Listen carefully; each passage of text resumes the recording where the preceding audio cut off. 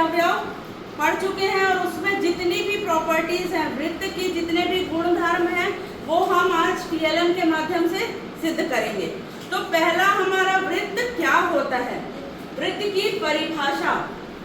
वृत्त आप जानते तो हैं कि वृत्ताकार आकृति क्या होती है, लेकिन उसको जब हम परिभाषित करने को बोला जाता है तो हमसे नहीं बनता है। तो एक सटीक परिभाषा हमने दी है कि प्रकार की सहायता से कोई निश्चित दूरी लेकर किसी बिंदु के परितः खींची गई बंद आकृति ही वृत्त कहलाती है।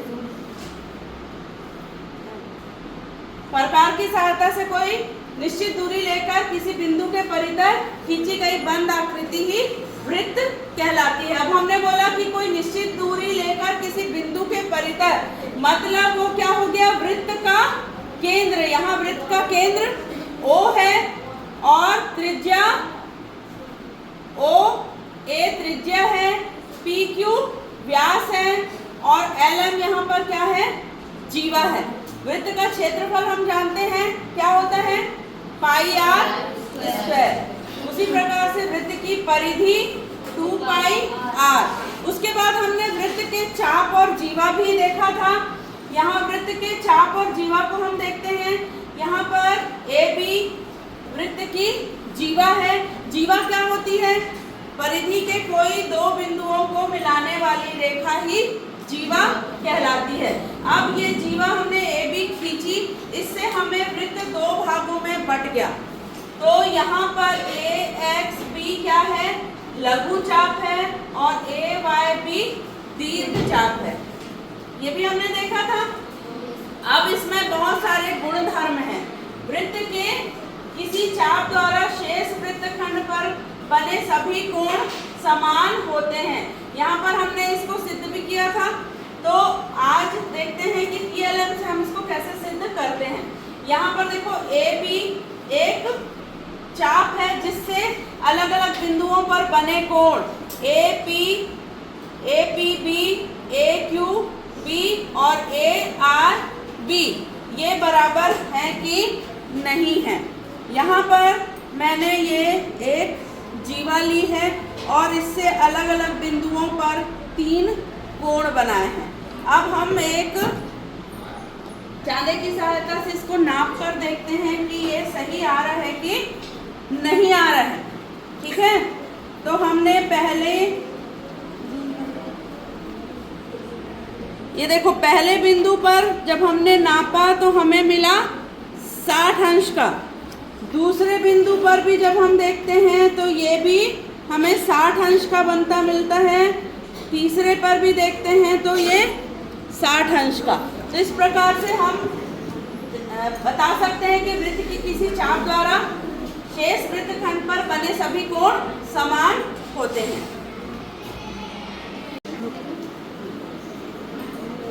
उसके बाद हमारी नेक्स्ट प्रॉपर्टी क्या है, किसी जीवा के दोनों ओर के वृत्तखंडों में बनने वाले कोणों का योगफल 180 होता है।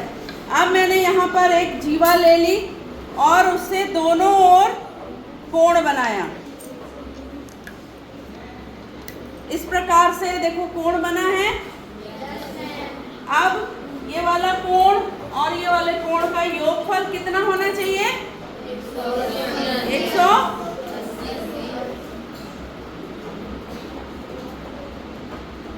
ये कोण हमारा 110 अंश का है।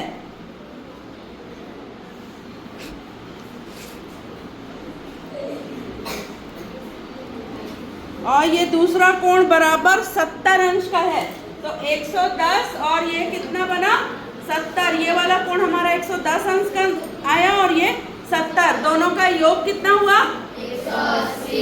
तो हम क्या बोल सकते हैं, इस जीवा के दोनों ओर के वृत्तखंडों में बने कोणों का योगफल 180 अंश होता है। और हमारी नेक्स्ट प्रॉपर्टी क्या है, एक ही वृत्त में समान लंबाई के चाप केंद्र पर समान कोण बनाते हैं।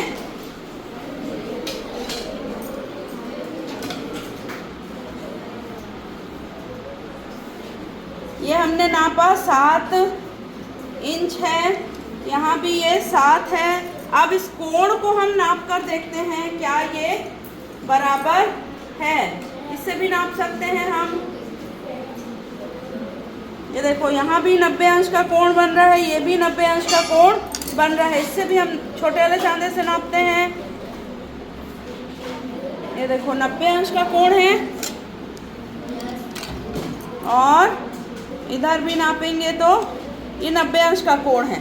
तो कोई जरूरी नहीं है कि हम समकोण ही बनाएं, पर ये सिद्ध हो रहा है कि समान लंबाई के चाप से कोण भी केंद्र पर जो बनता है वो कोण बराबर होता है। ठीक है, ये प्रॉपर्टी समझ में आई? Yes ma'am. नेक्स्ट प्रॉपर्टी क्या है हमारी? किसी वृत्त के केंद्र से वृत्त के जीवा पर डाला गया लंब उस जीवा को समद्विभाजित करता है। यहाँ पर हम देख रहे हैं जीवा हमने ले ली AB और इस जीवा से ये लंब डाला गया है केंद्र O पर। ठीक है, तो ये लंब दिख रहा है हमको, 90 अंश का कोण बना है कि नहीं बना है ना? इसको हम नाप भी सकते हैं। ये 90 अंश का है, ये देखो दोनों तरफ 90 अंश का है। अब ये वृत्त के केंद्र से जीवा पर डाला गया लंब उस जीवा को समद्विभाजित करता है। तो इस जीवा को हम नाप लेते हैं, कितना है ये 7 है और ये देखो बिल्कुल बराबर बीच में 3.5 पर ये पॉइंट आया है। मतलब क्या हो रहा है कि यदि OM लंब है AB पर तो कोण AMO बराबर कोण BMO बराबर 90 अंश और MA बराबर MB समद्विभाजित किया तो AM बराबर BM बराबर 1/2 AB। इस जीवा को ये समद्विभाजित करता है। इसके बाद हम नेक्स्ट प्रॉपर्टी भी देख लेते हैं। अर्धवृत्त का कोण समकोण होता है। अर्धवृत्त मतलब व्यास के परितः वृत्त बन रहा है। अब इससे यह जो कोण बन रहा है वो 90 अंश का होता है। 90 अंश का होता है मतलब यहाँ पर हम देखते हैं, ये देखो 90 अंश का बन रहा है। कोई एक ही बिंदु पर नहीं, किसी भी बिंदु पर हम बनाएंगे। ये देखो ये भी हमको 90 अंश का ही मिलेगा।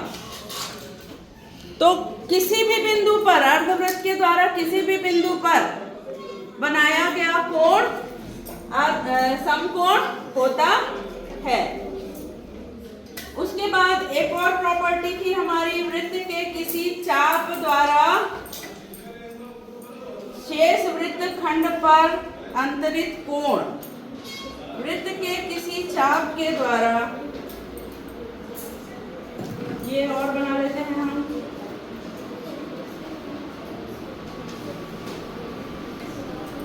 ये देखो